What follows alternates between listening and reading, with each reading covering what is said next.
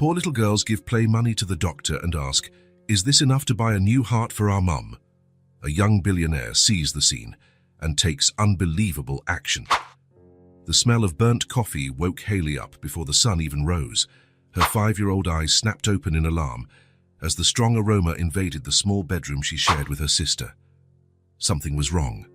"Sophie, wake up," she whispered, shaking her younger sister's shoulder. Sophie mumbled and turned to the other side, clutching her threadbare blanket. At 4 years old, she still fought against waking up as if it were a daily battle. "There's a weird smell. Mommy never burns the coffee." Those words worked like magic. Sophie's eyes opened, sleep instantly replaced by worry. It was true. Clara never got the coffee wrong, not even on the hardest days. The two of them jumped out of bed, their bare feet silent against the cold floor. The apartment was small, but that morning it felt larger, as if the space between their room and their mother's had stretched overnight. Hayley paused at Clara's bedroom door, hesitant. The door was ajar, letting a sliver of light escape. Normally, at 6 in the morning, Clara would already be ready for work, dressed in her grey uniform, hair tied back, and a tired smile on her face. But not that morning. "Mom," Hayley called, pushing the door open slowly. What they saw froze the blood in the little girl's veins. Clara was sitting on the edge of the bed, still in her nightgown, her hair down and disheveled. Her hands were trembling, and her face was so pale it seemed almost transparent against the dim light of the lamp. "Mommy!" Sophie ran in, always the more impulsive of the two. Clara lifted her head slowly, as if the movement required immense effort. She tried to smile, but the result was just a tremor on her white lips. "Everything's fine, my little ones," she tried to say, her voice as faint as a whisper. "I just need to rest a little before—" She didn't finish the sentence. Her eyes rolled back and, in a movement that seemed to happen in slow motion for the girls, Clara slid from the edge of the bed to the floor like a discarded rag doll. "Mommy!" Hayley's scream echoed through the apartment. Sophie stood paralyzed, her wide eyes fixed on her fallen mother, while Hayley threw herself beside Clara, shaking her shoulder. "Mommy, wake up! Please, wake up!" Clara's face remained motionless, her lips now a frightening shade of blue. Hayley felt a fear she had never experienced before, different from the fear of the dark or of thunderstorms. It was a fear that chilled her to the bone. "Sophie, go get help! Run!" The little girl seemed to snap out of her trance. She ran to the front door, struggling to open it, and went out into the building's hallway, screaming with all the force of her small lungs. "Help! My mom fell! Help!" The seconds that followed felt like hours to Hayley, who stayed by Clara's side, holding her cold hand, repeating like a mantra, "It's going to be okay, Mommy. It's going to be okay." The first to arrive was Mrs. Miller from the apartment next door, still in her robe and slippers. Her eyes widened when she saw Clara on the floor. "Oh my God!" she exclaimed, rushing inside. She knelt beside Clara, checking her breathing and pulse. "Someone call an ambulance," she yelled over her shoulder. Soon, the small apartment was full. Mr. Rodriguez from the 3rd floor, already on the phone calling for help. Mrs. Patel from across the hall, bringing water and towels. While the adults moved in an organized chaos, Hayley and Sophie were gently led to a corner of the living room. "Is she going to be okay?" Sophie asked, silent tears streaming down her round face. Hayley swallowed her own fear. As the older sister, she knew she had to be strong. "Of course, she is," she said, but her voice trembled on the last word. The sound of the siren arrived before they could even hear the hurried footsteps on the stairs. 2 paramedics entered quickly, carrying equipment and speaking in terms the girls didn't understand. "Her blood pressure is very low, weak and irregular pulse. Possible cardiac failure." Hayley watched everything intently, trying to understand what was happening. She saw them place a mask over her mother's face, lift her onto a stretcher, and fasten straps around her motionless body. "What about the kids?" one of the paramedics asked, finally noticing the 2 girls clinging to each other in the corner of the room. "I'll go with them," said Mrs. Miller, who had quickly gotten dressed. "They're her daughters. They can't be left alone." As they prepared to take Clara away, Hayley remembered something.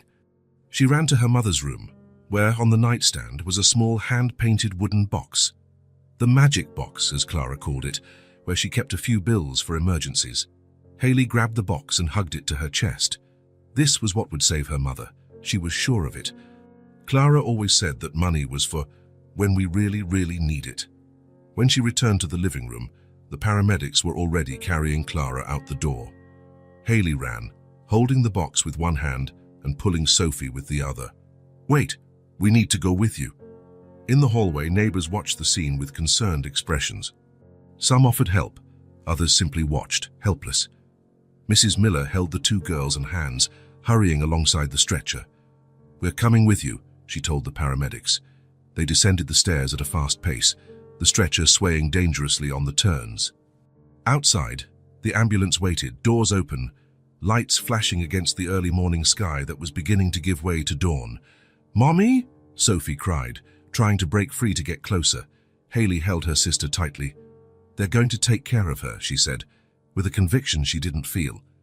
As they loaded Clara into the ambulance, Hayley held the small wooden box tighter. The paramedics worked quickly, connecting tubes and monitors. Mrs. Miller was negotiating with them, insisting that the children needed to accompany their mother. "They're too young, Mom," one of them said. "They have no one else," she replied firmly. "I'm going with them." They were finally allowed in, squeezed into a corner of the ambulance. The vehicle lurched forward, the siren cutting through the morning silence. Sophie cried softly, her face hidden in Mrs. Miller's shoulder. But Hayley didn't cry. Her eyes were fixed on her mother's pale face, on the mask that fogged up with each weak breath, on the machines that beeped in an irregular rhythm. The small box felt heavy in her little hands, as if it contained much more than just a few bills. In her child's mind, that box represented hope, the only thing that could save Clara. As the ambulance sped through the deserted city streets, Hayley leaned closer to her mother and whispered, so low that no one else could hear, "I'm going to save you, Mommy, I promise." The promise hung in the air, heavier than any adult oath. In her 5-year-old innocence, Hayley had no idea how she would fulfill such a promise, but she was determined. The box in her hands would be the key, she was certain. The ambulance turned a corner, sped down an avenue, and finally stopped with a jolt.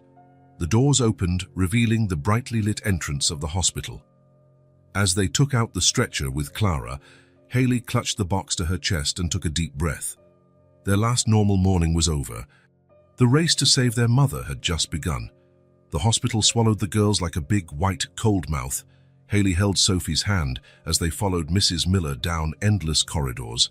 Clara had been taken away by another team, disappearing behind automatic doors that closed with a hiss. The fluorescent lights flickered occasionally, turning the faces around them into pale masks. The smell of disinfectant permeated everything, the walls, the air, even their skin. Hayley pressed the wooden box against her chest as if it were a talisman.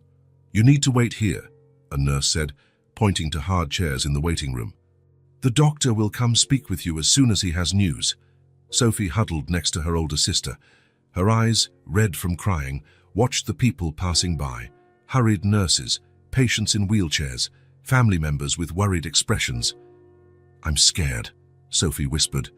"Me too," Hayley admitted, keeping her voice steady. "But Mommy is strong." Time dragged on. Mrs. Miller stepped out to call her work, explaining she wouldn't be in that day. When she returned, she brought cups of water and some packaged cookies she got from a vending machine in the hallway. "Eat a little," she said gently. "It will be a while before we have news." Hayley didn't feel hungry, but she convinced Sophie to eat half a cookie. The clock on the wall showed almost 9 in the morning when a man in a white coat with a serious expression approached them. "Are you the family of a Mrs. Clara Jensen?" he asked, consulting a clipboard. Mrs. Miller stood up, with the girls right behind her. "I'm her neighbor.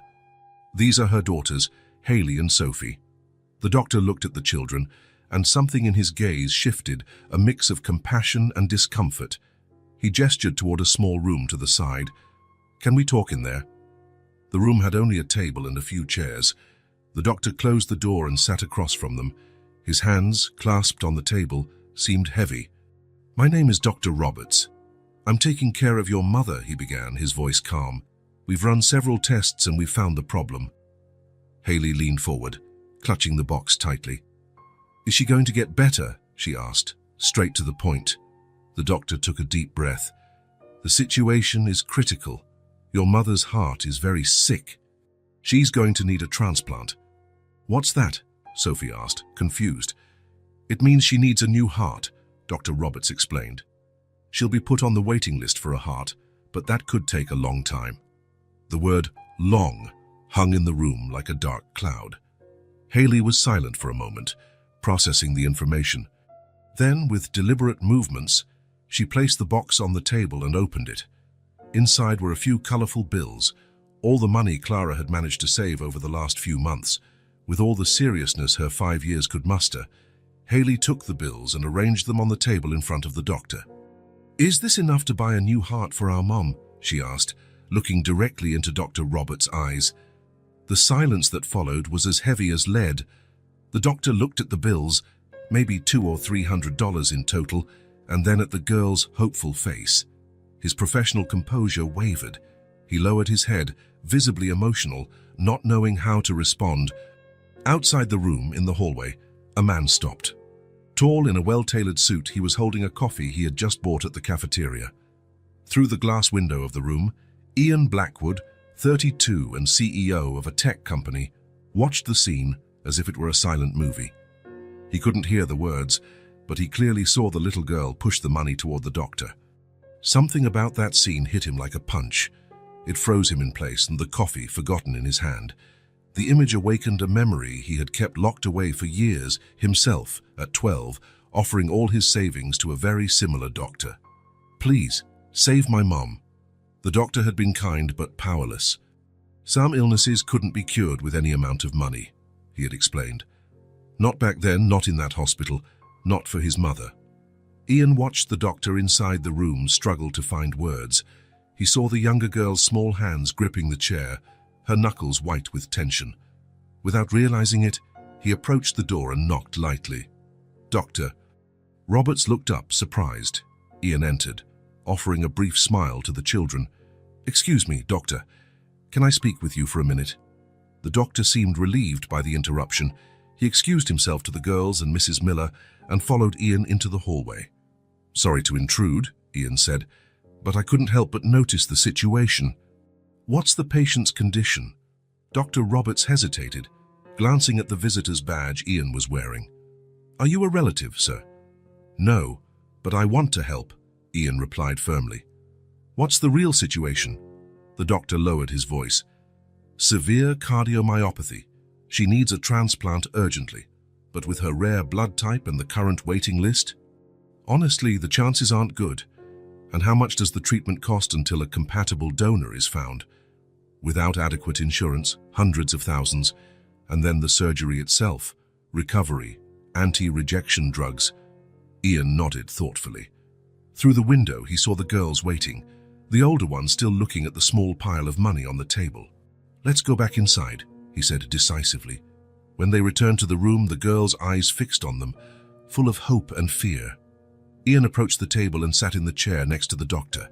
Haley looked at him, her eyes too wise for her age, and asked in a trembling voice, "If it's not enough, can you help us save more?" Something broke inside Ian at that moment. 20 years of cold ambition, of ruthless corporate climbing, of superficial relationships. It all seemed insignificant in the face of that simple question. He knelt down to be at the girls' level, looking them in the eyes. "I'm going to help you," he said, his voice gentler than anyone who knew him would have thought possible. "I promise." Haley's expression didn't change, but something in her eyes, a glimmer of hope, appeared. "Do you know our mommy?" Sophie asked, curious. "No," Ian answered honestly, "but that doesn't matter." He turned to the doctor. "I want to cover all the treatment costs, whatever she needs, and I want you to use your influence to expedite the process of finding a compatible donor." Dr. Roberts looked stunned. "Sir, that's very generous, but we're talking about figures that the amount doesn't matter," Ian interrupted. "Where do I sign?" 30 minutes later, Ian Blackwood had signed more documents than in many corporate deals. Payment authorizations, financial responsibility forms.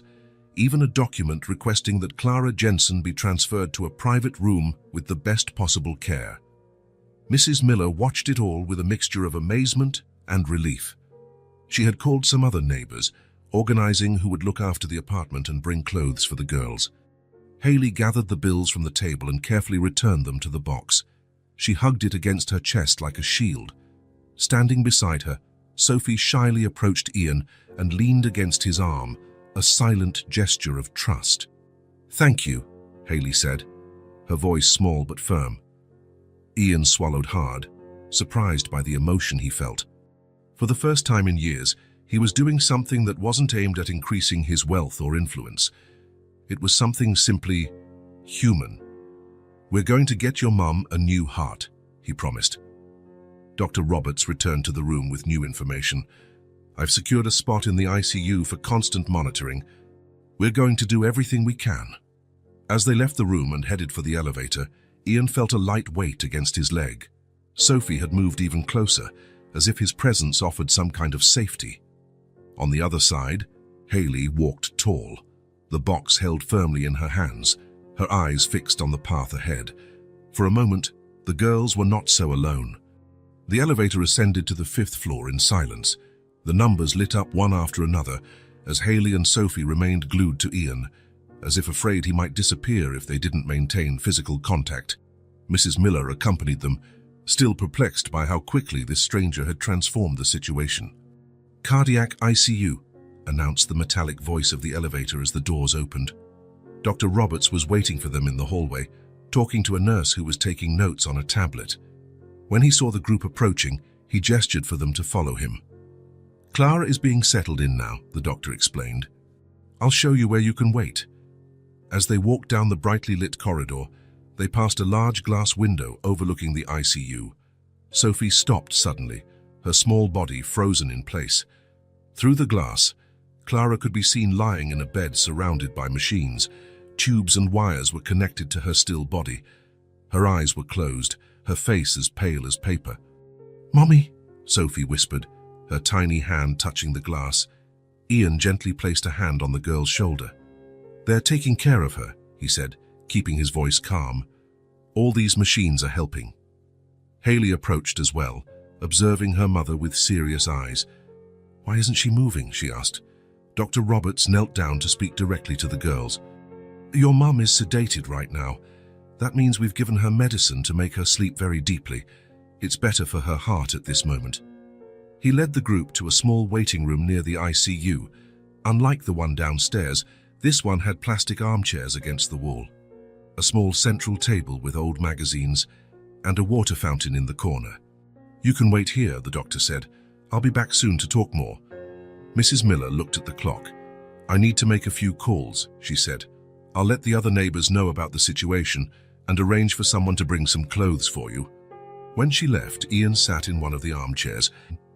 The girls immediately took their places beside him, one on each side, like little guardians. "Are you hungry?" he asked. Sophie nodded shyly. Haley hesitated, but eventually nodded as well. "I'll order something for you to eat, and maybe some blankets. It's cold in here."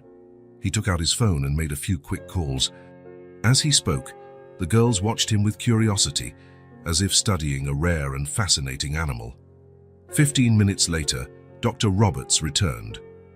He sat in the armchair across from them and opened a file on his tablet. "I want to explain the situation better to you," he began, looking mainly at Ian but including the girls in his field of vision. "Clara has a condition called cardiomyopathy. That means her heart muscle is very weak and can't pump blood as it should." He paused, making sure everyone was following. "We've managed to stabilize her for now, but her heart is badly damaged. That's why we need a transplant." "How long until we can get a new heart?" Ian asked. The doctor sighed. "It's hard to say. It could be days, weeks, or longer. It depends on when a compatible heart becomes available." "And until then?" Ian's voice was calm but firm. "Until then, we need to keep her stable. Every day we can maintain her current state is a victory. Clara is very weak, and every day of stability is important so she can withstand the transplant when the time comes." Sophie, who had been listening in silence, gently tugged on the sleeve of the doctor's coat. "Is she going to wake up?" she asked softly, her voice almost a whisper. Dr. Roberts looked at the girl, compassion evident in his eyes. "We'll keep her sedated for now, so her heart doesn't have to work so hard. But in a few days, if everything goes well, we might try to reduce the sedation so she can wake up a little." Sophie nodded, absorbing the information in the way a 4-year-old could. "Can we see her?" Haley asked. "Yes, but only for a few minutes now, and only through the glass window. Later, when she's more stable, you'll be able to go in one at a time." When the doctor left, Ian noticed the girls were exhausted. The shock of the morning, the agonizing wait, the worry, it had all drained their energy. Sophie was struggling to keep her eyes open, leaning against Ian's arm. "Aren't you going home?" he asked. Haley shook her head firmly. "We can't leave Mommy." Ian looked at the two children, so small, so determined, so scared. "I'm not leaving," he promised. "You won't be alone." Something in the tone of his voice, in the firmness of his promise, seemed to calm the girls. Haley visibly relaxed, her small shoulders dropping a few millimeters. A nurse entered the room, carrying a tray with hot food and 3 large Ugg soft blankets. "Mr. Blackwood ordered this for you," she said, smiling gently at the girls.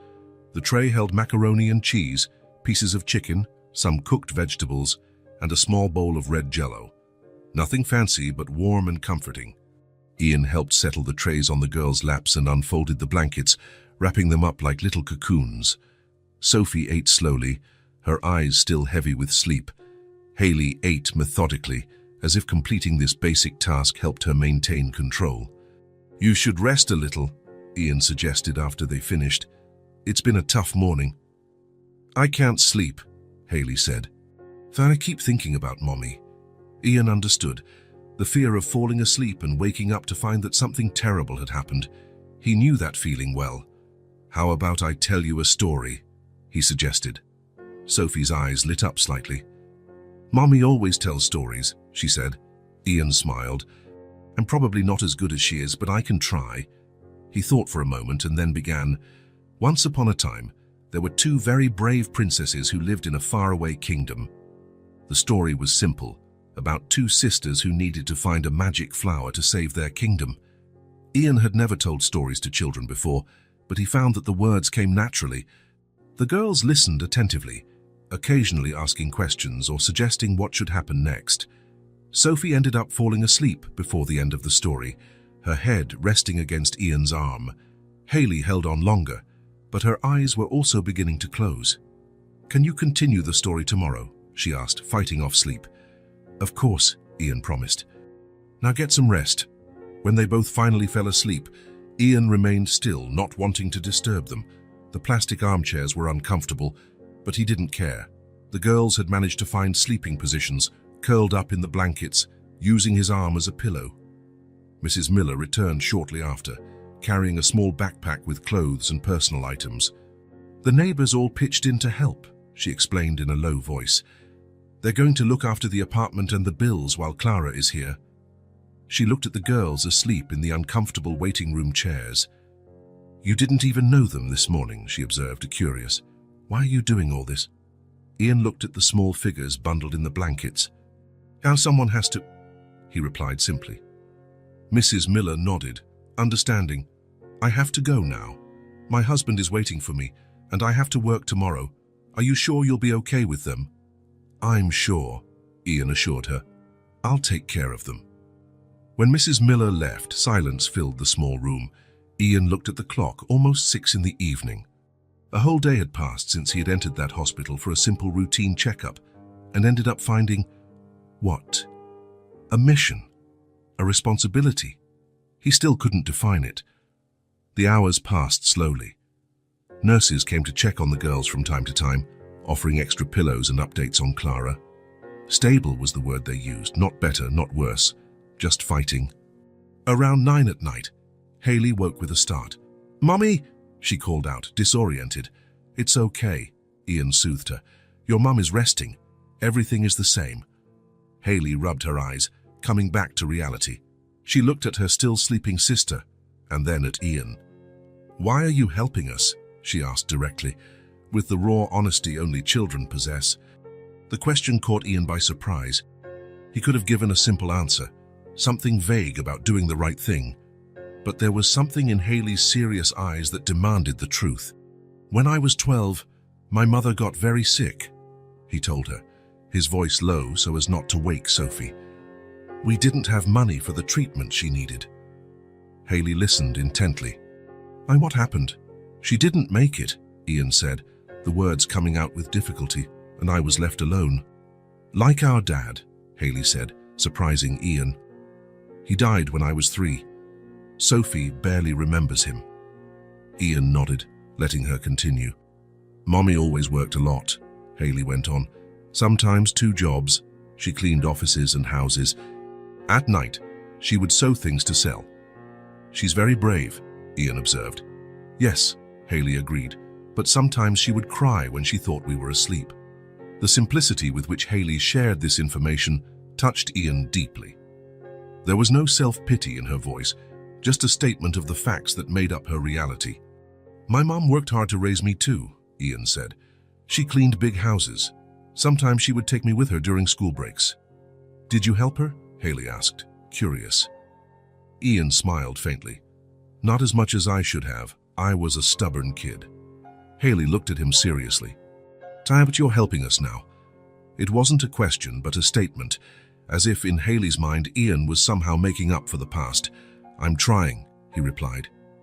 Sophie stirred, slowly waking up. She adjusted herself in the uncomfortable chair, looked around, confused for a moment, until her eyes met Ian's. "Friend man," she murmured sleepily, snuggling closer. Hayley smiled slightly. "That's what Sophie calls you," she explained. "Friend man." Ian felt a strange warmth in his chest, a warmth he couldn't remember feeling before. In his world of corporate meetings, mergers, and acquisitions, no one had ever called him a friend, much less with the disarming sincerity of a 4-year-old child. "You must be uncomfortable in these chairs," he said, trying to hide the emotion in his voice. "I'll see if I can get something better." "Can we see Mommy first?" Sophie asked, now more awake. "Of course," Ian agreed. "Let's go." He took the girls to the ICU observation window. Clara remained motionless, surrounded by machines monitoring every beat of her weakened heart. A nurse was adjusting some medication in her IV drip. "Hi, Mommy," Sophie whispered, as if Clara could hear her through the glass. "The friend man is taking care of us." Hayley stood in silence, just watching. Her small hand still held the wooden box as always. "Let's go back to the room," Ian suggested after a few minutes. "We can see her again tomorrow." When they returned to the waiting room, Ian arranged the armchairs as best he could, pushing some together to form a larger surface where the girls could lie down. With the blankets and some extra pillows a kind nurse brought, he managed to create a minimally comfortable place for them to rest. "I'll be sitting right here," Ian said, pointing to the armchair next to them. "I'll be here if you need anything during the night." "Promise?" Sophie asked, her voice small in the quiet room. "I promise," Ian replied, feeling the weight of that simple word. "Good night, friend man," Sophie murmured, her eyes already closed. "Good night," Ian replied. As the girls slept on the makeshift beds made of hospital armchairs, Ian remained seated, vigilant. He was uncomfortable and tired, but strangely at peace. Looking at the 2 small sleeping figures, Ian experienced something he hadn't felt in a long time: purpose. The night would be long in that cold, impersonal waiting room, but Ian didn't mind. For the first time in years, he was exactly where he was supposed to be. The 3rd day in the hospital began with the same routine. Ian woke up with an aching back after another night in the uncomfortable waiting room chairs. Hayley and Sophie were still asleep, bundled under the blankets like puppies seeking warmth. He got up silently and went to the ICU window to check on Clara. Dr. Roberts was there, checking the monitors and taking notes. When he saw Ian, he came out to talk to him. "Good morning." "No major changes, but that's good in this case. She's holding on." Ian nodded, running a hand through his disheveled hair. "How long until they can reduce the sedation?" "Maybe tomorrow, if her numbers stay stable," the doctor replied. But it will be for short periods, just to assess her response." When Ian returned to the waiting room, Sophie was awake, looking around with sleepy eyes. "Good morning," he said, softening his voice. "Did you sleep well?" She shrugged, rubbing her eyes. "I dreamed about Mommy." "Was it a good dream?" "She was making pancakes," Sophie answered. "And with syrup." Ian's stomach rumbled, reminding him that they all needed a decent breakfast. The snacks from the hospital cafeteria weren't enough. "Do you like pancakes?" he asked, trying to keep the conversation light. Sophie's eyes lit up briefly. "Mommy used to make them on special days. But it's been a long time." There was something in the way she said it, a resigned acceptance that no 4-year-old should have. "How long?" Sophie counted on her fingers, concentrating. "Many days, since Mommy got sad because she lost her job." Ian felt a tightness in his chest. Clara had been laid off from his company, a detail he still hadn't fully processed. "She lost her job?" he asked gently. Sophie nodded, fiddling with the edge of her blanket. "A man came and said they didn't need her anymore. Then Mommy cried a lot. Then there were no more pancakes." Haley woke up at that moment, sitting up abruptly as if ready to face the day, regardless of her fatigue. "Is Sophie talking about Mommy?" she asked, immediately alert. "She was telling me about the pancakes," Ian replied. Haley looked at her sister with an expression that seemed far too adult for her 5 years. "Mommy said we could still have special days without pancakes." "But there were days without dinner too," Sophie added, with the brutal honesty of young children. Ian felt like he'd been punched. "A no dinner?" Haley took on her role as the older sister, as if she needed to explain things to Ian. "Sometimes Mommy would say she wasn't hungry and gave us her food, but her tummy would make noises." "She said she ate at work," Sophie completed. "But I think that was a lie." Ian looked at the two girls, their thin faces framed by hair that needed a good trim. Their clothes, he now noticed, were clean but very worn.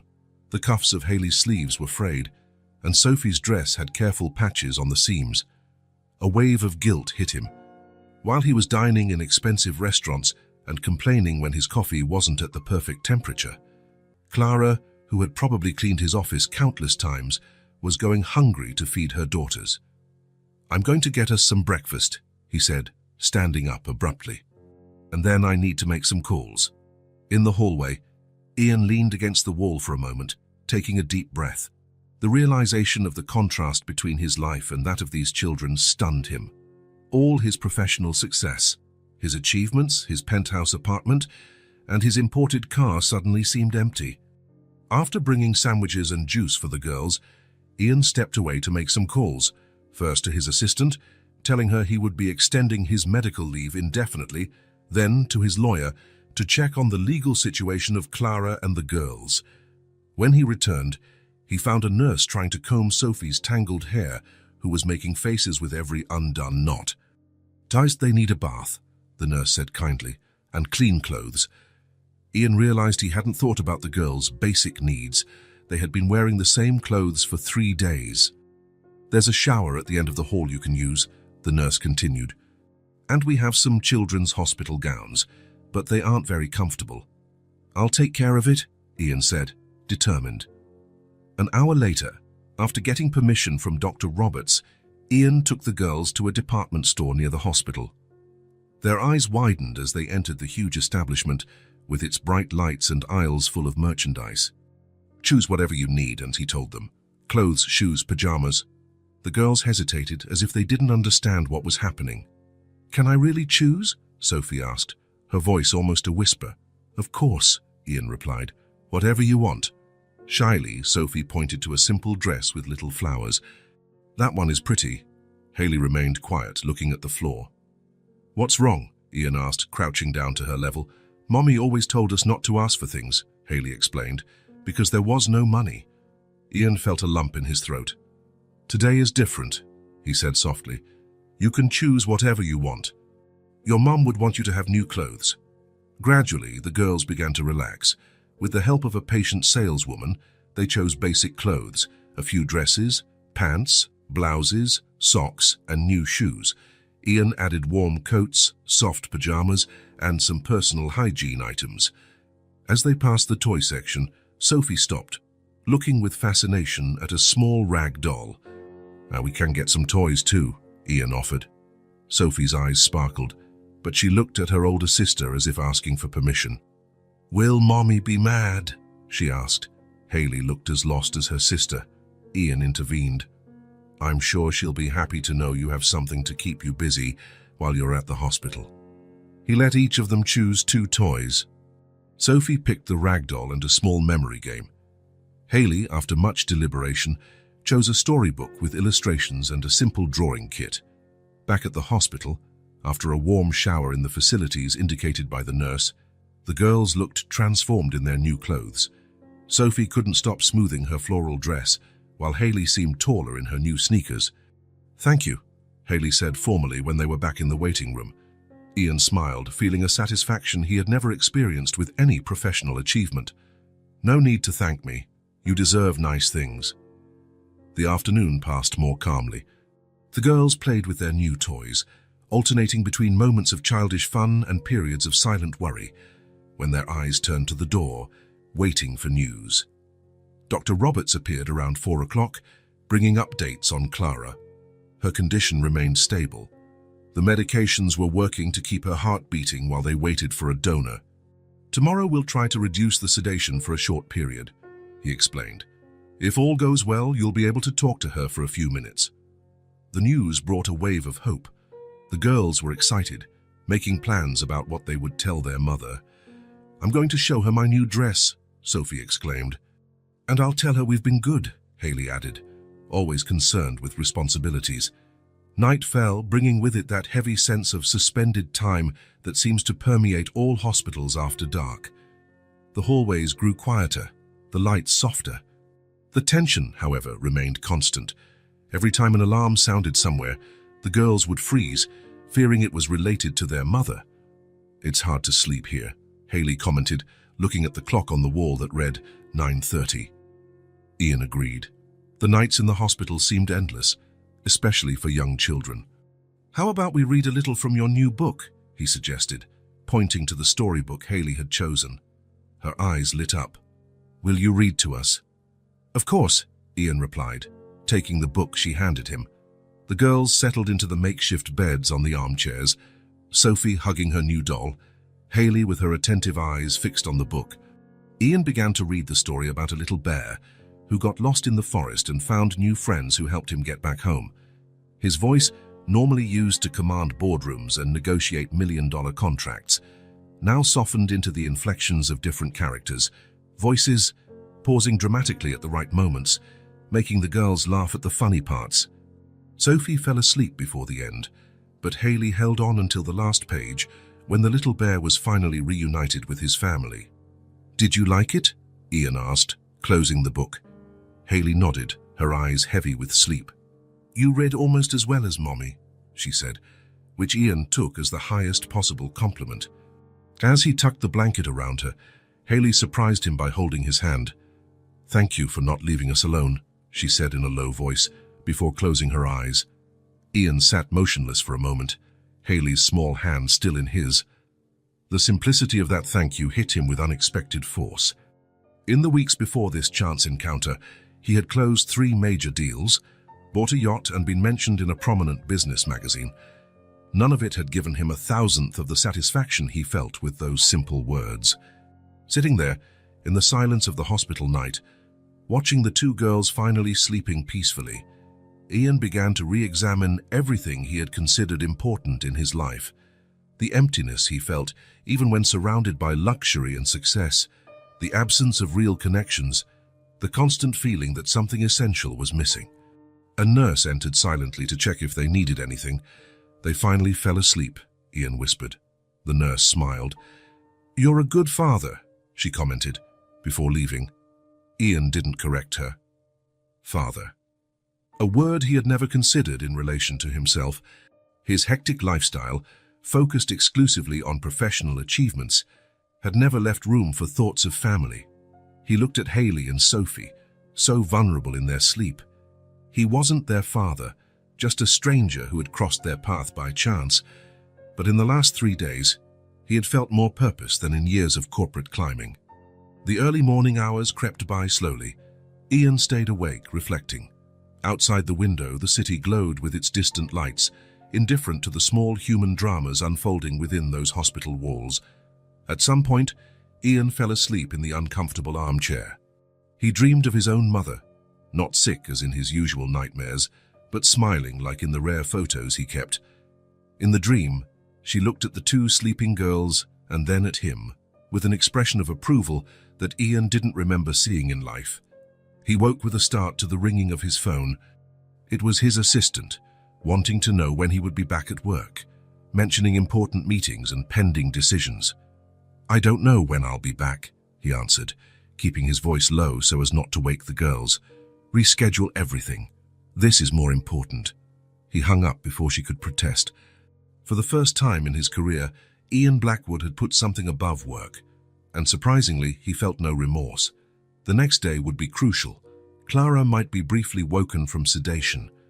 The girls could finally speak to their mother, even if only for a few minutes. And Ian. Ian had no idea what he would say to the woman who, without knowing it, had sparked a revolution in his life. He looked at the sleeping girls and made a silent promise. No matter what happened, he would not let them face this alone. Somehow, he would find a way to help Clara and her daughters, not just now in the emergency, but afterward, ensuring they would never again have to choose between making pancakes and having enough for dinner. The night was finally beginning to give way to a new day, a day that, Ian hoped, would bring some light to this family devastated by illness and poverty, and perhaps to himself as well.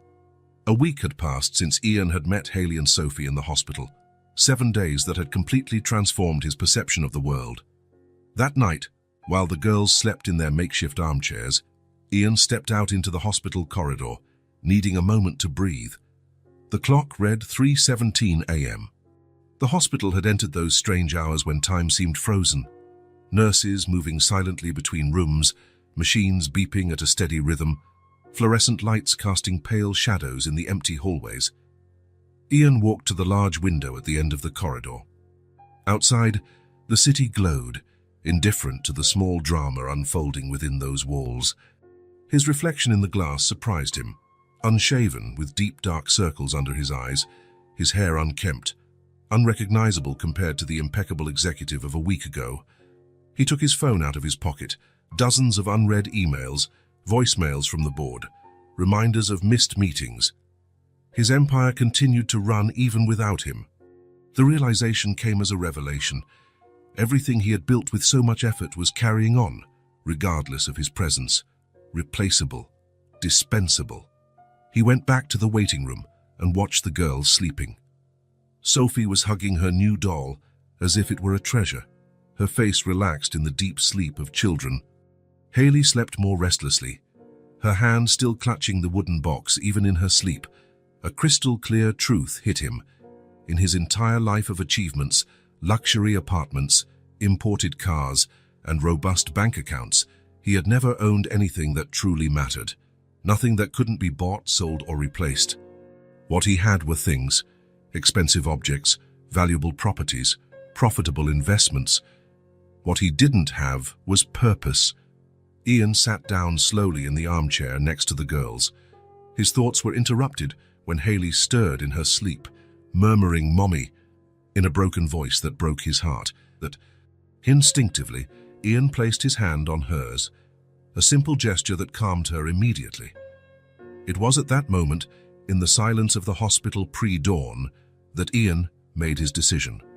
It wasn't something calculated or planned like the corporate strategies that dominated his professional life. It was a certainty that was born from some forgotten place within him. "I will protect you," he whispered, so low he wasn't even sure if he had said it out loud. "No matter what happens." The promise hung in the air, invisible but concrete. Ian knew his life had irrevocably changed. Even if Clara recovered completely, which he prayed would happen, he couldn't simply go back to being who he was before.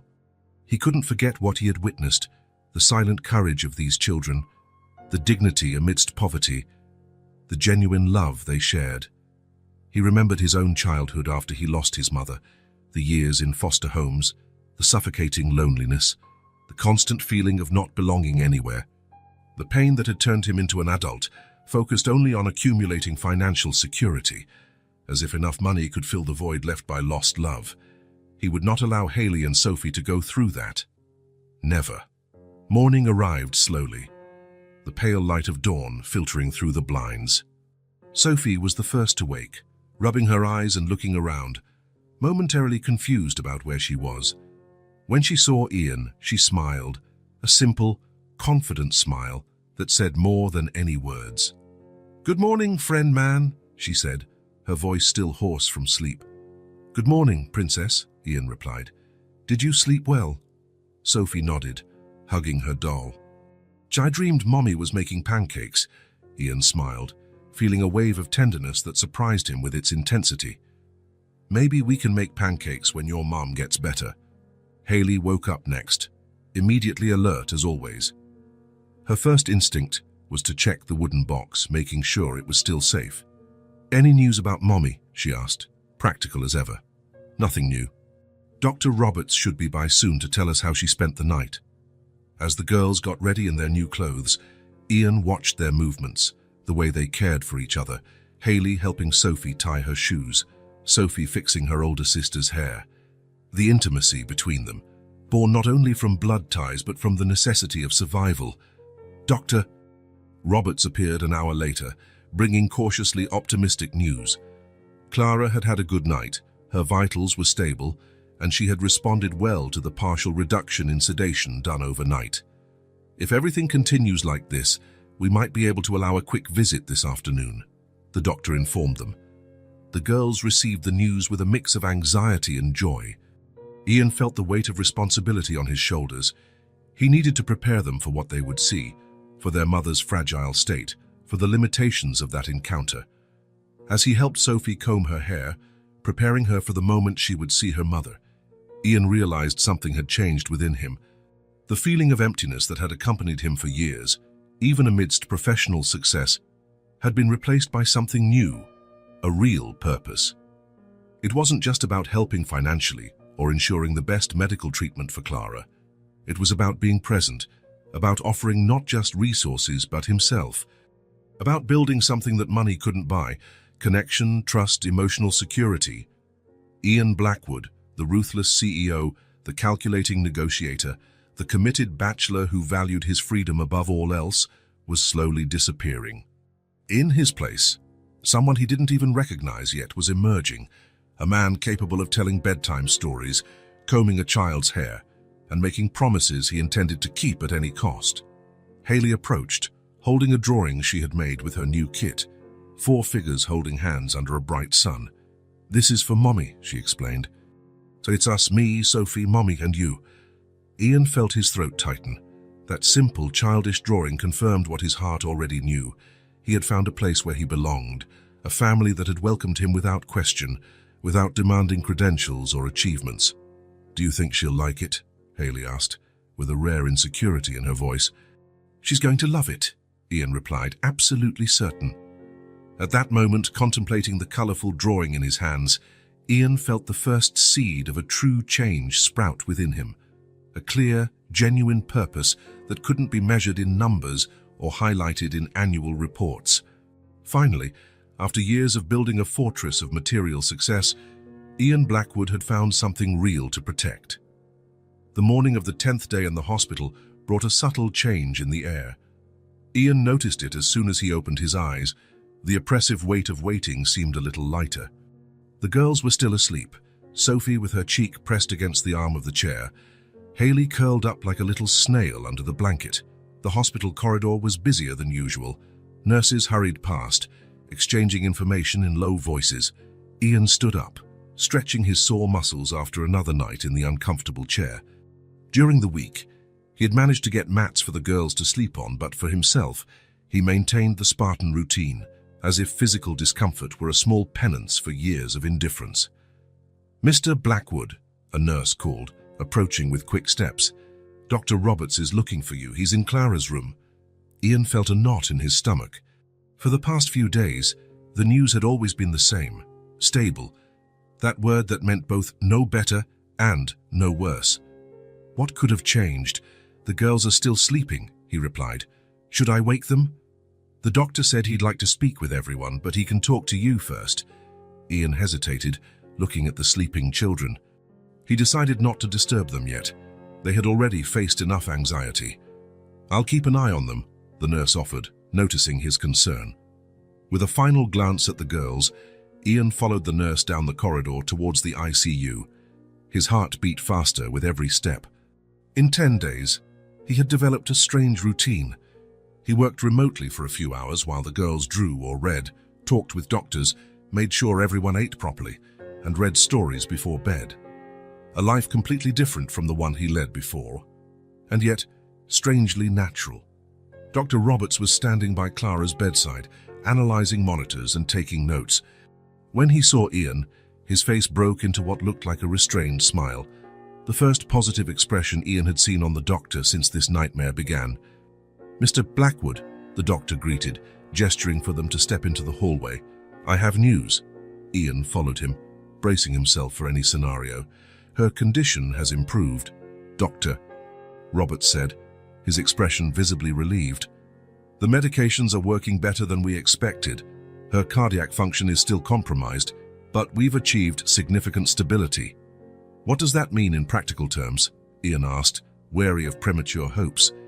"It means that if a compatible heart becomes available, she can undergo the surgery," the doctor explained. "A week ago, I wouldn't have been sure if she could withstand the operation. Now I'm confident she can." Ian felt his legs weaken slightly. He leaned against the wall, absorbing the information. "And what are the chances of finding a heart?" "It's still a difficult wait, I won't lie, but the improvement in her condition buys us more time. And time is everything when it comes to transplants." "Is she awake?" "Yes," the doctor confirmed. "We significantly reduced the sedation last night. She's conscious, weak, but lucid. She asked for her daughters immediately." Ian nodded, feeling a wave of relief mixed with apprehension. Clara was awake. After 10 days, he could finally meet the woman whose daughters he had been caring for. "I'll get the girls," he said. When he returned to the waiting room, Haley was already awake, methodically organizing her colored pencils. Sophie was still asleep. "Good morning," Ian said, trying to contain the emotion in his voice. "I have news." Haley looked up at him, immediately alert. "Is it Mom? Did something happen?"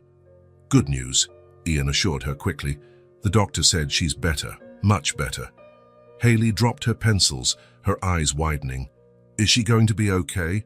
"She'll still need a new heart," Ian explained, always honest with the girls, "but she's stronger now.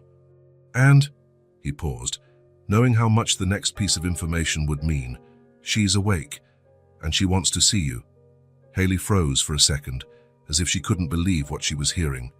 Then, in a sudden movement, she jumped from her chair and ran to shake her sister. "Sophie, wake up, Mommy's better. We get to see her." Sophie woke up confused, blinking several times before understanding what Haley was saying. When she finally understood, her face lit up like a little sun. "Now? Can we go now?" Ian smiled, infected by their joy. "Yes, right now. But first, let's get ready, okay? Your mum will want to see you looking pretty." It was a small commotion. Brushing teeth in the hospital bathroom, combing hair, changing clothes. Sophie insisted on wearing the floral dress Clara hadn't seen yet. Haley chose her most colorful shirt, the one that made her eyes look brighter. "Do you think Mommy will like my hair like this?" Sophie asked, showing off the hairstyle Ian had learned to do, a simple braid tied with a blue ribbon. "She'll love it," he assured her, adjusting the bow. When they were ready, Haley picked up the wooden box she never abandoned. She held it with both hands, as if carrying something infinitely precious. "I'm going to show Mommy I kept it safe," she explained, noticing Ian's gaze. The walk to Clara's room seemed endless. The girls walked more slowly now, the initial excitement replaced by a mix of joy and nervousness. Ian guided them gently, a hand on each of their backs, offering the silent security of his presence. "And what if she looks different?" Haley whispered as they got closer. "She's still the same person," Ian assured her.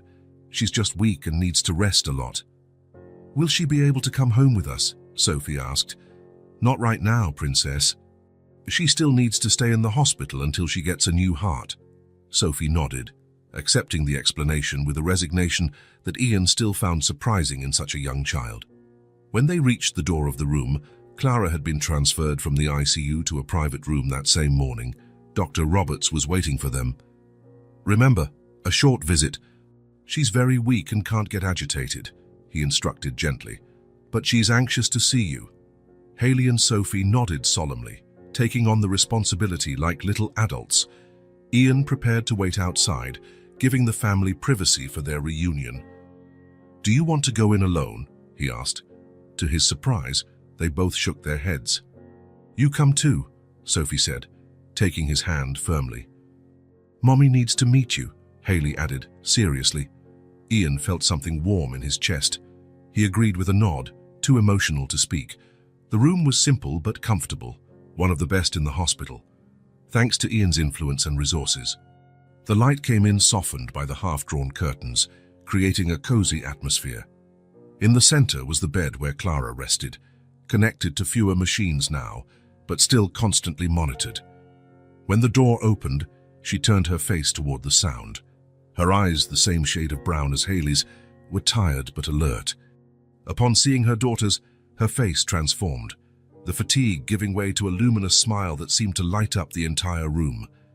"My loves," she said, her voice weak but clear. "Mommy." Sophie was the first to run, stopping abruptly beside the bed, remembering at the last minute that she needed to be careful. Haley advanced more slowly, the box held firmly in her hands, her eyes fixed on her mother as if trying to absorb every detail. Clara extended her arms, trembling slightly with the effort. The girls approached, and she hugged them with what little strength she had. "I missed you so much," Clara whispered, silent tears streaming down her pale face. Ian remained at the door, suddenly feeling like an intruder in this sacred moment. He thought about stepping back, giving them privacy, but before he could move, Clara lifted her eyes and saw him. It was at that moment that everything changed. Her smile froze, replaced by a complex expression, surprise, recognition, and something that looked like shame. Her eyes widened slightly, and she instinctively adjusted the sheet over herself, as if trying to look more presentable. What are you doing here, sir?" she asked in a weak but clear voice. Ian frowned, confused. The way she spoke suggested she knew him, but he couldn't remember having seen her before. "I'm sorry." "Do we know each other?" he asked, taking a hesitant step into the room. Clara looked away briefly, a faint blush tinging her pale cheeks. I used to work as a cleaner in your company's building," she explained with difficulty. "I was let go a few months ago." Ian felt as if the floor had disappeared from under his feet. An awkward silence filled the room. Now he understood the missing pieces of the story. Clara had been one of the employees of the outsourced cleaning company that his administrative team had dismissed during recent cost cuts. He himself had signed the memo authorizing the staff reduction, never thinking about the real people affected by that business decision. He had never really looked at her, at any of them. The cleaning staff were invisible in his corporate world, nameless people who appeared and disappeared when no one was looking, keeping everything immaculate without ever being noticed. "The friend man took care of us every day, Mommy," Sophie interrupted, oblivious to the tension in the air. "Finally bought us new clothes and tells us stories before bed. And food," Haley added, practical as ever, "and he made the doctors take good care of you." Clara looked at her daughters and then back at Ian, confusion evident on her tired face. "Why?" she finally asked, her voice almost a whisper. "Why would you do this for us?" The question hung in the air, heavy with meaning. Ian slowly approached the bed, feeling the weight of Clara's gaze. There was no simple answer. How could he explain that meeting her daughters had changed something fundamental within him? How could he justify that, after ignoring her existence when she worked for him, he was now completely involved in their lives? "I was at the hospital when your daughters arrived with you," he began, choosing his words carefully. "I saw Haley offering the money from the box to the doctor, wanting to buy a new heart for you." Clara looked at Haley, who now held up the box as proof that she had kept the family treasure safe. "I kept it safe, Mommy. I didn't spend anything." Clara reached out her hand, touching the box with reverence. "My love, You did that. Haley nodded seriously. But it wasn't enough. Then the friend man said he would help. Ian felt the weight of Clara's gaze again. There were so many unasked questions in those tired eyes. Suspicion, confusion, gratitude. I wanted to help, Ian said simply. I needed to help. You didn't recognize me, Clara observed. No, Ian admitted, the shame evident in his voice. I never really looked at the people who worked in the building. Another silence. Ian realized how inadequate his words were, how insufficient to explain the transformation that had occurred within him. But now, I see, he continued, his voice firmer, and I can't undo the past, but I can do better now. Making a decision, he moved closer and gently took Clara's hand. He felt how fragile it was, her thin fingers marked by years of hard work. That doesn't matter now, he said with sincerity. I just want you to rest easy. I came to help, and I will continue to help for as long as it takes. Clara's eyes filled with tears. She opened her mouth as if to say something, but no sound came out. She just shook her head, too emotional to speak. Is Mommy crying because she's happy? Sophie asked, concerned. Clara managed to smile through her tears. Yes, my love. Sometimes we cry when we're happy too. The girls snuggled closer to their mother, careful not to hurt her. Ian took a step back, giving them space for their family moment. He watched the scene, Clara hugging her daughters, Haley still holding the box, Sophie chattering about the stories Ian told before bed. Dr. Roberts appeared at the door, giving a discreet signal that their time was up. Ian nodded in acknowledgement. Girls, we need to let your mum rest a little now, he said gently. But we just got here, Sophie protested. And we can come back later, Ian assured her. Your mum needs to get her strength back. Clara looked at Ian with an expression he couldn't quite decipher, gratitude mixed with something more complex. Thank you, she said simply. For taking care of them, for everything. Ian nodded, unable to express in words how much these 10 days had meant to him too. How could he say that in trying to save their mother, he himself had been saved in some way? We'll be back soon, he promised. As he guided the girls out of the room, Ian felt a weight lifting. Clara was better. There was a long road ahead. But for the first time since this nightmare began, there was real hope. In the hallway, Sophie took his hand. Mommy will like you when she gets to know you better, she declared with the absolute certainty of children. Ian smiled, surprised by the little one's insight. You think so? Sophie nodded solemnly. Yes, because you're the friend man, and everyone likes friends. The simplicity of the child's logic touched him deeply. As they walked back to the waiting room, Ian reflected on the strange path life sometimes takes. He never imagined he would be called a friend by someone to whom he had, inadvertently, caused hardship. But children saw the truth more clearly than adults, he thought. And the truth was that, somehow, he had found a more meaningful connection with these two little girls and their sick mother than with anyone in his adult life so far. The phone rang at 3:47 a.m. Ian woke with a jolt, answering before he had even fully opened his eyes. He now slept in a reclining chair that the hospital staff had provided, next to the girls who finally had decent makeshift beds in the waiting room. Mr. Blackwood, Dr. Roberts' voice sounded different, a controlled urgency that made Ian sit up immediately. Yes, doctor. Did something happen? A compatible heart has become available. The words hung in the air like an impossible promise. A hospital in Denver contacted the transplant network 20 minutes ago. The characteristics are compatible with Clara. We are confirming the final details, but we need to prepare everything now. Ian felt a shiver run down his spine. After 2 weeks of waiting, the news came when they least expected it. How much time do we have? The organ will arrive in approximately 2 hours. The team is already being mobilized. We need to prepare Clara immediately. We'll be there in 5 minutes. Ian hung up and looked at the sleeping girls. He hesitated for a moment. Should they be woken up for such important news, or could they sleep a little longer before the whirlwind that was to come? He decided on immediate honesty. In the past few days, he had learned that Haley and Sophie were much stronger than their size suggested. Girl, he called softly, touching each of their shoulders. "Wake up. I have important news." Haley opened her eyes immediately. Always alert, Sophie took longer, rubbing her face with her small fists. "What is it?" Haley asked, already sitting up in bed. "They found a heart for your mum," Ian said, keeping his voice calm despite the emotion he felt. "It's on its way here now." Haley's eyes widened, suddenly awake. "A new heart? For real?" "Yes, Dr. Roberts just called. We have to go over there now. They're going to prepare your mum for the surgery."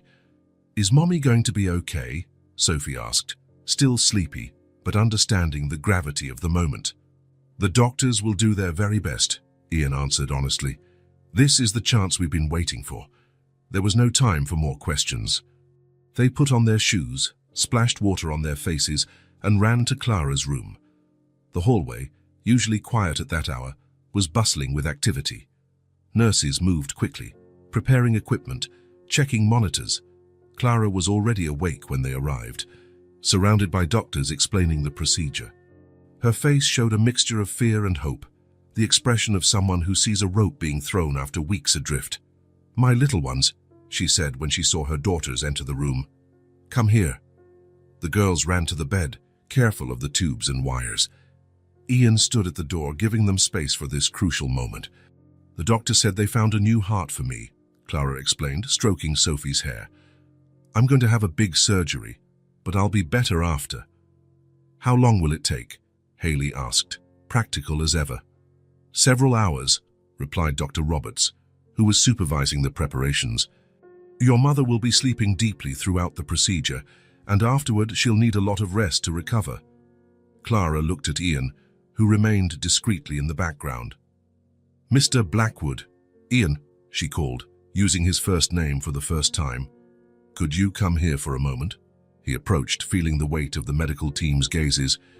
In recent days, after the initial recognition, he and Clara had spoken briefly during the girls' visits. Cautious conversations, filled with her gratitude and his embarrassment, gradually evolving into something more comfortable. "Thank you for everything," Clara said, her voice low but firm. "For taking care of them. For being here. You don't have to thank me." "Yes, I do," she insisted. "And I want to ask for one more thing. Anything. Take care of them while I'm in there. They're going to be scared." Ian nodded, feeling the weight of the trust placed in him. "I promise." A nurse approached, indicating it was time. Clara hugged her daughters one last time, whispering words of love and courage. Then she looked at Ian again. "I'll be back," she said, more to the girls than to him. "We'll be waiting," Ian replied. As they took Clara away, Sophie began to cry silently. Haley remained stoic, but her eyes revealed a terror that broke Ian's heart. "Doctor." Roberts explained that they could wait in a special room for families of patients in surgery. It was a less austere environment than the usual waiting room. It had comfortable sofas, a television, some books, and a coffee machine. The first few hours were the hardest. The girls were too restless to sleep again, but too tired for any activity. Ian tried to distract them with simple games and stories, but the anxiety was palpable. Around 7 in the morning, Haley sat next to Ian, her eyes fixed on the door, as if expecting the doctor to appear at any moment. "If she doesn't wake up," she asked in a low voice, "are we going to be alone?" The question hit Ian like a punch. It wasn't just fear, it was a practical concern, the kind of thought no 5-year-old should have to have. He held Haley's small hand in his. "I will never leave you alone," he said, each word filled with conviction. "Never." Haley studied his face for a long moment, as if assessing the truth of the promise. Then, in a rare gesture, she rested her head on his arm and closed her eyes. "Okay," she replied simply. The hours dragged on. A nurse would occasionally appear to report that everything was proceeding as expected. Vague words that didn't alleviate the anxiety, but at least didn't bring bad news. At noon, Ian managed to convince the girls to eat a little. Sophie played distractedly with her doll, while Haley drew in her notebook, the same drawing over and over, 4 figures holding hands under a big, bright sun. At 2:30 in the afternoon, when the wait had become unbearable, the door finally opened. Dr. Roberts entered, removing his surgical cap. His face showed signs of exhaustion, but his eyes were smiling. "The surgery was a success," he announced. For a moment, no one moved, as if the words were too fragile to be disturbed. Then, Sophie let out a cry of joy, and Haley jumped to her feet. "Is Mommy okay?" Sophie asked, jumping with excitement. "She's recovering very well," the doctor confirmed. "Sayas, the new heart is already working. Now she needs to rest, but everything indicates a positive recovery." "Can we see her?" Haley asked, always direct. "She's still in the recovery room. In a few hours, she'll be transferred to the ICU, and you'll be able to see her briefly, but she'll be very sleepy." Ian felt a relief so intense that his legs buckled. He sat down again, trying to process the overwhelming emotion. 3 hours later, a nurse came to get them. Clara had been transferred to the ICU and, although still under the effects of anesthesia, was beginning to wake up. "Remember, just a few minutes," the nurse instructed as she led them. "She's very fragile." The ICU room was silent except for the steady beeping of the monitors. Clara seemed asleep, her chest rising and falling in a gentle rhythm, a new rhythm, driven by a heart that just hours before had been beating in another body. The girls approached cautiously, almost on tiptoe. "Mommy," Sophie called, her voice small in the large room. Clara's eyes opened slowly, unfocused at first. When she recognized her daughters, her lips curved into a faint smile. "My loves," she mumbled, her voice hoarse and distant. The girls smiled, tears of relief streaming down both their faces. Carefully, Sophie touched her mother's hand. Haley, more daring, leaned over and pressed her ear to Clara's chest, listening to the beats of the new heart.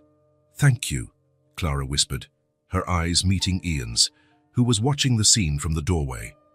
Haley remained with her head on her mother's chest, her eyes closed in concentration, as if confirming the danger had truly passed. Her small body finally relaxed, her shoulders visibly dropping, the tension of 2 weeks dissipating with every strong, regular beat she heard. "It's working just right," she declared seriously, lifting her head. "The new heart." Clara smiled again, her eyes already closing with fatigue. Before falling asleep, she murmured once more, "Thank you for bringing them, for being here." The girls remained by her side, watching her sleep.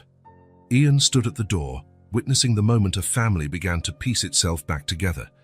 The surgery had been a success, but the real new beginning was just starting, for Clara, for her daughters, and as in ways he didn't yet fully understand, for himself. 3 weeks after the surgery, Clara was ready to be discharged. Her recovery had exceeded expectations, the new heart was working well, and tests showed promising results. That morning, Ian arrived at the hospital bringing hot chocolate for the girls, as had become his custom. He found them focused on something they were drawing at the small table in the waiting room. "Good morning," he greeted, placing the drinks on the table. "What are you two working on?" Sophie quickly looked up. "It's a surprise," she exclaimed, covering the paper with her hands. "You can go see Mommy first," Haley suggested with a faint smile. Ian nodded and headed to Clara's room. In the last few days, with her stronger, they had truly talked. Conversations that were initially uncomfortable, about how she had been fired during cutbacks at his company, about the struggle to find another job, about the bills that had piled up. Clara never blamed him directly. "It's business decisions," she had said with a dignity that shamed him. "You didn't even know me, sir." But Ian knew her now. He knew the determined woman who, even when sick, prioritized her daughters. And Clara was also beginning to know him, not the impeccable executive, but the man her daughters called Friend Man. When he returned from the room, the girls were waiting for him anxiously, hiding something behind their backs. "We made something for you," Sophie announced, barely containing her excitement. Haley stepped forward and handed him a colorful piece of paper. "It's a present, to say thank you." Ian took the drawing, feeling a lump in his throat. On the sheet, 3 figures holding hands smiled under a bright blue sky. In the center was him, flanked by Haley and Sophie. Below, in carefully formed letters, was a message. "Thank you for helping save our mum. You are a special friend." "I did the faces and the sky," Sophie explained proudly. "Haley did the rest, Because she writes better. Ian held the paper as if it were the most precious thing in the world. In his life of material achievements, he had never received anything that touched him so deeply. "It's perfect," he managed to say, his voice thick with emotion. "Mommy said she'll be able to go home soon," Haley commented. "Are you still going to visit us there?" The question surprised him. In the past few days, Ian had arranged everything to help Clara start over. A suitable job at his company, medical assistance, financial support. But he hadn't considered what his relationship with the family would be like afterward. "Of course I will," he replied with certainty. "In fact, how about we go to your house today to get everything ready for your mom's return? She'll need a comfortable place to continue recovering." The girl's eyes sparkled. "Can we go now?" Sophie asked excitedly. "I've already spoken with your mother and the doctors. She'll be discharged in 2 days. We have time to prepare everything." After saying goodbye to Clara, promising to return at the end of the day, they left the hospital for the first time in weeks without the shadow of worry. The building where they lived was in a modest area of the city, 3 floors of exposed brick, no elevator, the gate needing a coat of paint. Haley had the key tucked away in her coat pocket. "It's on the 2nd floor," she informed him. "Apartment 2B. The apartment was small, a living room that also served as a kitchen, a bedroom that Clara shared with the girls, and a cramped bathroom. Everything was clean but showed signs of wear and tear, a patched-up sofa, faded curtains, clearly second-hand furniture. "We'll have to clean a lot," Haley declared, looking around. "Mommy likes everything neat and tidy. And she'll need a special place to rest," Sophie added. "You're right," Ian agreed. "Let's make a list of what we need." They spent the next hour planning. The girls showed him every corner of the apartment, explaining how Clara organized things. Ian took notes, impressed by the clarity of the children's observations. At the supermarket, they filled 2 carts with healthy food, cleaning supplies, and basic pharmacy items. Ian watched the girls seriously discuss which fruits their mother preferred, comparing prices with an awareness that children their age shouldn't have. At the department store, they bought new sheets, soft blankets, quality pillows, and a reclining armchair for Clara to rest in. At a flower shop, they chose a simple but colorful arrangement for the table. Back at the apartment, they began the transformation. Ian helped move the furniture, creating a more open space for Clara to move around. The girls cleaned with determination, showing they were used to helping with household chores. "Mommy always puts things like this," Haley explained, organizing the medications by their scheduled times. "And she likes it when there are flowers," Sophie added, placing the arrangement in the center of the small table. By the end of the afternoon, the apartment was transformed. It wasn't luxurious, it was still the same modest space, but now it had a cozy feel. The pantry was full, the bed was made with new sheets, and the armchair was positioned near the window where Clara could get the morning sun. Ian looked around, observing the result of their work. The girls wore expressions of pride, admiring every detail they had prepared for their mother's return. "It looks nice, doesn't it?" Sophie asked, holding his hand. "Very nice," Ian agreed. Standing there, in the middle of that simple but love-filled home, Ian felt an emotion unlike anything he had ever experienced. Throughout his career, he had closed multi-million-dollar deals, been applauded at shareholder meetings. None of that, however, had given him the feeling he had now. For the first time, he was absolutely certain he was doing something truly important. Not something that would generate profits or headlines, but something that made a real difference in the lives of real people. "Don't you think Mommy will like it?" Haley asked, her voice revealing a rare vulnerability. "She's going to love it," Ian assured her. "You did an amazing job." On the way back to the hospital, Ian looked again at the drawing he had received. 3 figures holding hands under a blue sky. A simple symbol of human connection that was worth more than all the status symbols he had accumulated over the years. He carefully placed the paper in the inner pocket of his jacket, close to his heart, and continued driving, eager to tell Clara about the apartment's transformation, and perhaps about the transformation happening within him as well. The day of the hospital discharge arrived with a blue, sunny sky, as if nature itself was celebrating Clara's return home. Ian parked in front of the hospital, checking for the third time that he had brought everything: the borrowed wheelchair, extra cushions for the car, water, and the first medications Clara would need to take during the journey. In the room, she was already dressed, not in a hospital gown, but in simple clothes the girls had carefully chosen, a light blue blouse and comfortable sweatpants. Her face, though still pale, had enough color to show that life had returned to this body that had almost given up. "I'm ready," Clara said when Ian entered, her voice a mix of anxiety and determination. "Doctor..." Roberts gave his final recommendations, while a nurse helped Clara into the wheelchair. Haley and Sophie bounced around, barely containing their excitement. "Remember, no physical exertion, frequent rest, medication at the exact times," the doctor emphasized, handing Ian a folder with all the instructions. "Fill him and come back for the weekly checkups." The journey to the car felt like a small procession, the nurse pushing the chair, Ian carrying the bags, the girls walking beside their mother, one on each side, like little guardians. "We're going home, Mummy," Sophie repeated every few steps, as if she needed to confirm that this was real. When they arrived at the small apartment building, Ian parked as close to the entrance as possible. Without hesitation, he lifted Clara into his arms, ignoring her protests that she could try to walk leaning on him. "Doctor's orders," he said firmly. "No exertion for the first week." He carried her up the stairs as if she weighed nothing, while the girls ran ahead to open the door. When they entered, Clara gasped. The simple apartment she had left weeks ago was transformed, clean, organized, with small touches that made it welcoming. Colorful cushions on the sofa, new curtains letting in natural light, fresh flowers on the table. "You did all this?" she asked, her voice thick with emotion. "We helped," Haley answered proudly. "Ian showed us how." Ian carefully settled Clara on the sofa, adjusting the cushions to make her comfortable. He immediately began organizing the medications on the small shelf in the living room, grouping them by administration time, exactly as the doctor had instructed. 6 different kinds, each with its own schedule, he explained, showing her the color-coding system he had created. The blue capsules in the morning with coffee, the white ones after lunch, and so on. Clara watched with a mixture of gratitude and amazement. The elegant, powerful man who had never noticed her existence when she cleaned his office was now here, in her small apartment, organizing medicines with the precision of a pharmacist.